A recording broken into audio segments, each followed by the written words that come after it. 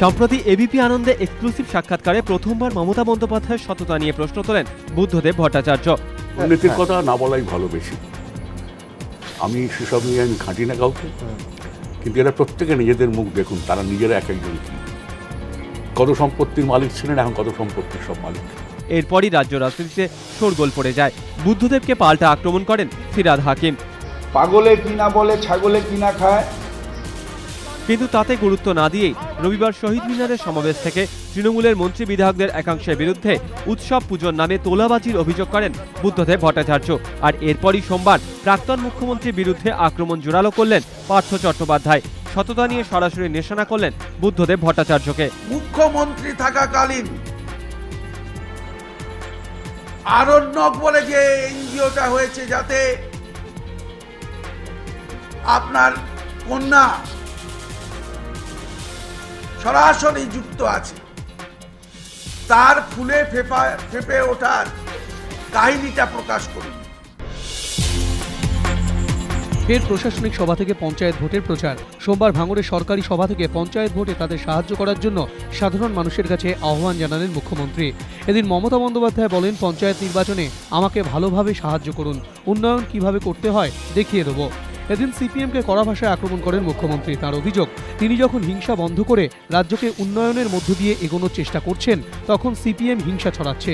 তার মন্তব্য, বাংলা কাজের মধ্য দিয়ে এগোবে, হিংসার মধ্য দিয়ে নয়। মুখ্যমন্ত্রীর এদিন ফের অভিযোগ, বহু দফতরে সিপিএম এর লোক বসে আছে, সাধারণ মানুষ পরিষেবা চাইলে তারা সরকারের বদনাম করছেন। তাদের বিরুদ্ধে ঊর্ধ্বতন কর্তৃপক্ষের কাছে অভিযোগ করার পরামর্শ দেন মুখ্যমন্ত্রী। কাশ্মীরের কট্টরপন্থী বিচ্ছিন্নতাবাদী নেতা ইয়াসিন মালিক, মুম্বাই হামলার মূল চক্রী লস্কর-ই তৈবা প্রধান হাফিজ সঈদ। ইসলামাবাদে হাফিজ সঈদ, ইয়াসিন মালিক এক মঞ্চে। আফজল গুরুর ফাঁসির প্রতিবাদে পাকিস্তানে অনশন শুরু করেছেন জম্মু কাশ্মীর লিবারেশন ফ্রন্টের চেয়ারম্যান ইয়াসিন মালিক। সেই মঞ্চে ইয়াসিনের পাশে ভারত বিরোধী হাফিজ সঈদ। মুম্বাই হামলার দোষী হিসেবে হাফিজ সঈদকে দ্রুত শাস্তির দাবিতে বারবার সরব হয়েছেন মনমোহনরা, কিন্তু সে কথা কানে তোলেনি ইসলামাবাদ। আমেরিকা সঈদের মাথার দাম ধার্য করেছে $1 কোটি। সেই হাফিজ সঈদের প্রকাশ্যে কাশ্মীরের এক নেতার সঙ্গে এক মঞ্চে হাজির থাকার ঘটনাকে মোটেই ভালো চোখে দেখছে না নয়াদিল্লি।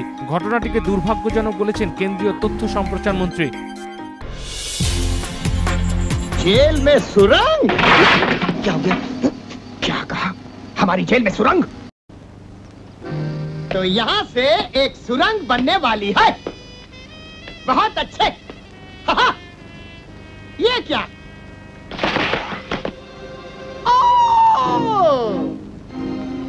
तो ये है सुरंग बनाने का औजार। ইংরেজ জমানার জেলার জেলের মধ্যে সুড়ঙ্গ খুঁজে না পেলেও ইংরেজ জমানাতে তৈরি সবরমতী সেন্ট্রাল জেলের সুপার সত্যিই সুড়ঙ্গ খুঁজে পেয়েছেন।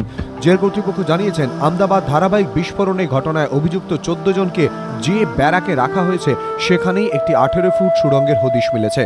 জেল কর্তৃপক্ষ জানিয়েছে, রবিবার রাতে 2 বন্দির আচরণ দেখে তাদের সন্দেহ হয়, আর তারপরই হদিশ মেলে সুড়ঙ্গের। কিন্তু কিভাবে এই সুড়ঙ্গ খোঁড়া হলো এ নিয়ে বিশদে কিছু না জানালেও পুলিশের সন্দেহ, বাগান তৈরির কাজ করতে গিয়ে সুড়ঙ্গ খোঁড়া শুরু করেন বন্দিরা।